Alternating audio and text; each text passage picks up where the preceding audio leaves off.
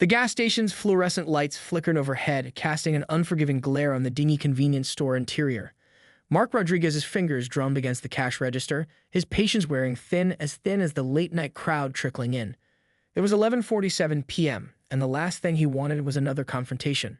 She entered like a tornado, all wild hair and aggressive energy. Mid-50s designer sunglasses perched atop her perfectly coiffed blonde hair despite the darkness outside, and a Louis Vuitton handbag clutched like a weapon. Mark recognized the type immediately, a woman who believed the world owed her everything. "I need help," she announced, her voice cutting through the ambient hum of the refrigerator cases and soft radio static. Her tone wasn't a request, but a demand. Mark forced a professional smile. "How can I assist you, ma'am?" The woman, who would later introduce herself as Karen Thompson, thrust forward a red gas can with such force that Mark instinctively took a step back. He'd seen plenty of customers during his 6 years working night shifts at this suburban Atlanta gas station, but something about her set off immediate warning signals. "I'm out of gas," she declared, pushing the can closer. "Fill this up." Mark's eyes drifted to the gas can. It was scratched and dented, clearly not a standard emergency container. More concerning was the way she was handling it, erratically, with a sense of entitlement that suggested this wasn't going to be a simple transaction. "I'm sorry," Mark responded carefully, "but we can't fill personal containers after 9 p.m. It's company policy for safety reasons." He gestured to the small printed sign near the register, which outlined exactly this regulation.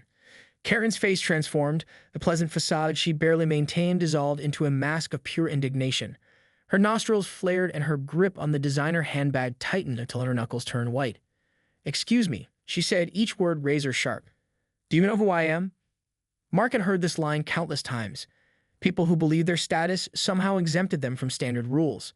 He dealt with drunk businessmen, entitled college students, and every variation of difficult customer. But Karen was something else entirely. "I understand you're in a difficult situation," Mark said diplomatically, "but I can't break company policy. There's a 24-hour station about 5 miles east on Highway 75 that can help you." What happened next would become a story Mark would recount for years, a bizarre encounter that would test his professionalism, challenge his understanding of human behavior, and ultimately lead to a confrontation he could never have anticipated. Karen's response was immediate and unexpected. Her hand reached into her designer handbag, and for a split second, Mark wondered if she was going to pull out money or a phone or something else entirely. The fluorescent lights seemed to hold their breath, waiting. Little did Mark know that this seemingly routine night shift was about to become anything but routine. The next few moments unfolded like a slow-motion nightmare. Karen pulled out her smartphone, her manicured fingers tapping furiously across the screen. Mark watched, a mixture of confusion and growing unease settling in his stomach. "I'm calling the police," she announced, her voice dripping with a toxic blend of self-righteousness and anger. "This is ridiculous. I demand to speak to your manager." Mark knew the drill. Night shifts meant he was the only employee on duty, and the manager lived 30 miles away. He took a deep breath, trying to maintain his professional composure.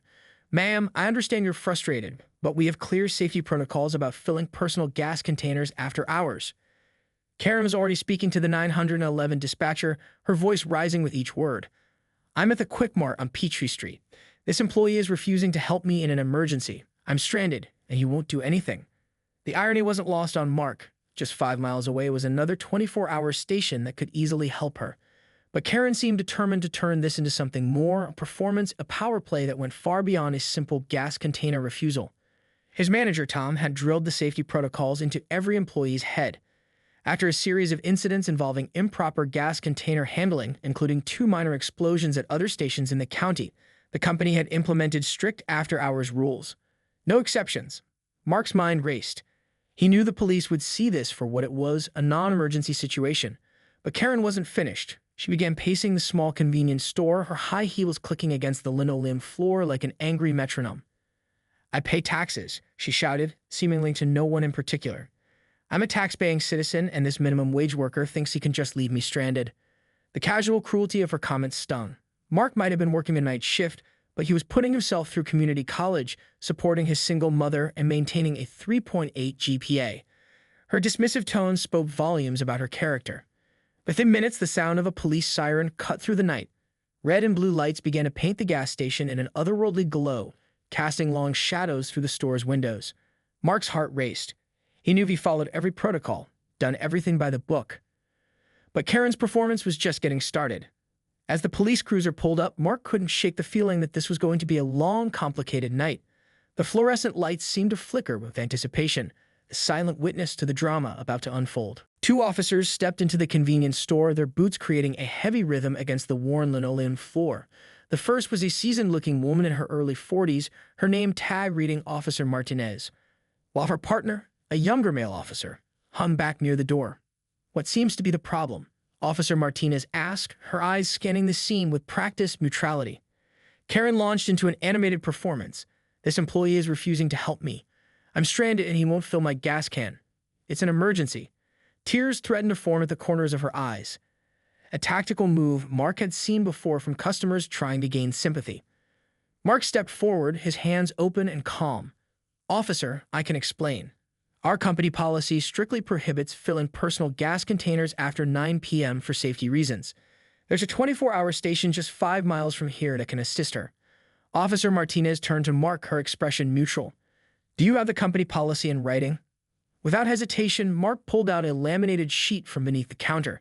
It was the official safety protocol document, complete with the company letterhead and clear guidelines about after-hours fuel container regulations. The younger officer glanced at the document, then looked at Karen.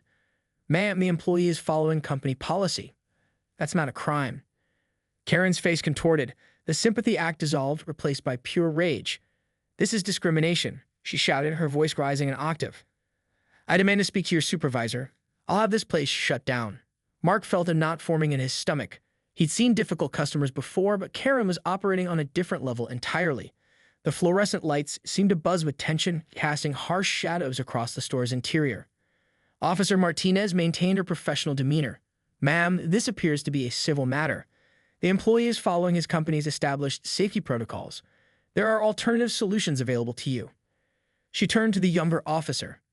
"Can you show her the location of the 24-hour station on her phone's GPS?" The interaction was rapidly deflating Karen's dramatic performance.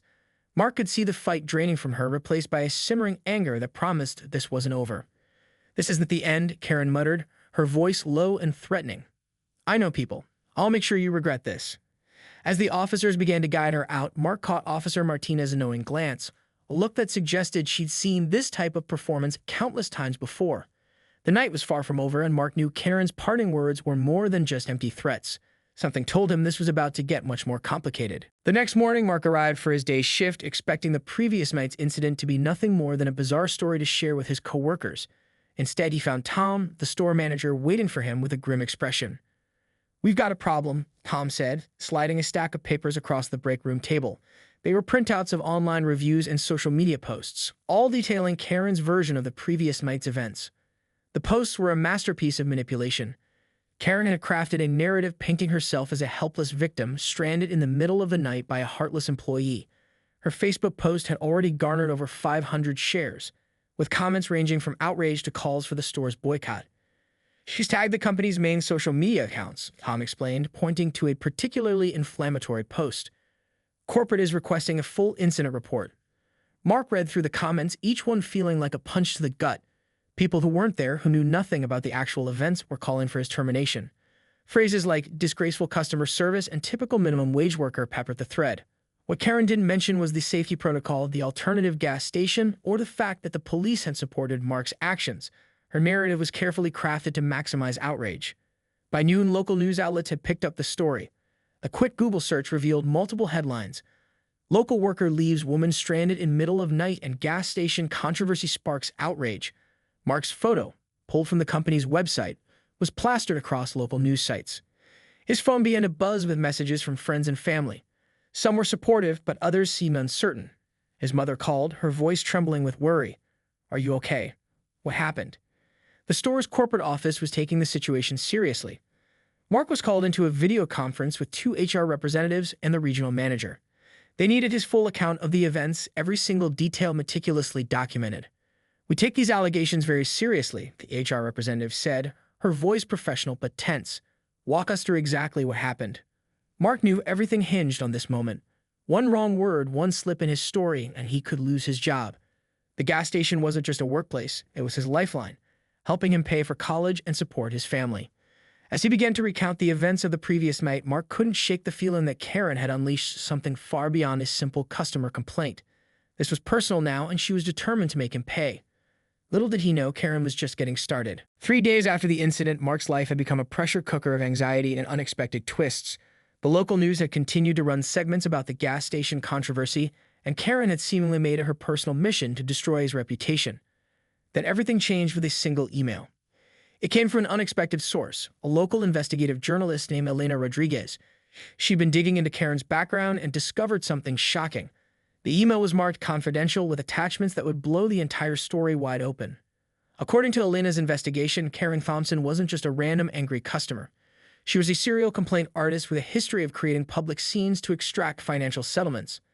Court records showed at least 6 previous incidents where she'd threatened businesses with social media campaigns and legal action. The most damning evidence was a series of settled lawsuits against local businesses. In each case, Karen would create a public spectacle, generate negative publicity, and then quietly negotiate a settlement. Her tactics were calculated, predatory, and disturbingly effective. Elena had uncovered bank records showing substantial payouts from these harassment campaigns. What Mark experienced wasn't an isolated incident. It was part of a deliberate strategy Karen had perfected over years. Mark's corporate office was initially skeptical, but when Elena offered to share her full investigative file, everything shifted. The regional manager called Mark personally. His tone completely changed from the previous defensive stance. "We're going to fight this," the manager told him. "What she's doing is harassment, plain and simple." The tide of public opinion began to turn. Elena's preliminary findings were shared with local media outlets, and suddenly the narrative changed. The same news channels that had vilified Mark now began to ask harder questions about Karen's pattern of behavior. Social media, which had been a weapon against Mark, now became his unexpected ally. People who had initially condemned him were now sharing the investigative findings. The hashtag #StandWithMark began trending locally. But Karen wasn't finished. Mark learned she had filed a formal complaint with the local Consumer Protection Board, attempting to create yet another avenue of pressure. What she didn't know was that Mark was no longer alone. His corporate office, Elena Rodriguez, and a growing number of supporters were ready to stand up to her tactics. The final act of this drama was about to unfold, and Karen had no idea what was coming. The final confrontation happened in a small county courthouse, with Mark sitting beside his corporate legal team and Elena Rodriguez. Karen had no idea she was about to face the most significant defeat of her manipulation career. What began as her attempt to intimidate a night shift worker had transformed into a comprehensive legal investigation into her pattern of harassment. The Consumer Protection Board hearing quickly became a turning point, with Elena presenting meticulously documented evidence of Karen's systematic harassment of local businesses. Court documents reveal a shocking pattern. Karen had been systematically targeting small businesses, creating public spectacles, and leveraging social media to extract settlements. Her previous targets had often chosen to settle quietly, paying her off to avoid negative publicity. But Mark and his company were different. "I never wanted this to become a legal battle," Mark testified, his voice steady and clear. "I was simply following company safety protocols designed to protect both employees and customers." The most damning evidence came from Karen's own digital footprint. Her social media posts, text messages, and previous settlement agreements painted a clear picture of a calculated harassment strategy. The court was particularly unimpressed by her attempt to portray herself as a helpless victim. Elena's investigation had uncovered bank records showing multiple 5-figure settlements from previous incidents. What Mark experienced was just another attempt in her long-running scheme. The hearing's outcome was decisive. Not only was Karen's complaint dismissed, but the Consumer Protection Board recommended a formal investigation into her harassment tactics. Her social media accounts were flagged, and several local businesses were contacted about her previous incidents. Mark was fully exonerated. The gas station chain not only supported him completely, but also used the case to review and reinforce their employee protection policies. His manager, Tom, was particularly proud. "You followed every single protocol," he told Mark. "Never wavered, never backed down." The local media, which had initially painted Mark as a villain, now ran stories about his integrity. Job offers started pouring in, including a management track position with his current company. The scholarship fund set up by supporters to help with his legal expenses had raised over $50,000. As for Karen, her reputation was in tatters. The very social media machine she had used as a weapon had now turned against her. Her professional networking profiles lost connections, and her business consulting work dried up overnight. Mark finished his degree the following year, graduating with honors. During his commencement speech, he spoke about standing up to bullying and maintaining integrity, even when it seems the world is against you. The gas station incident became more than just a personal victory. It became a powerful story of resilience, truth, and the importance of standing up to manipulation. Some people are surprised by how a simple refusal to fill a gas can on a late night could turn into such a transformative journey. But for Mark, it was never about the gas. It was about principle, dignity, and refusing to be intimidated.